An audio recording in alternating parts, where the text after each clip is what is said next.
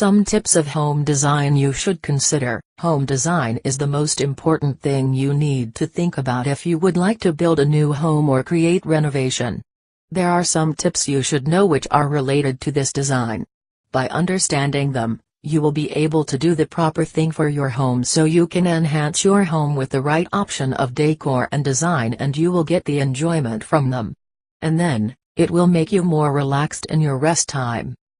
The function of the room is the first consideration if you would like to make the design for your home.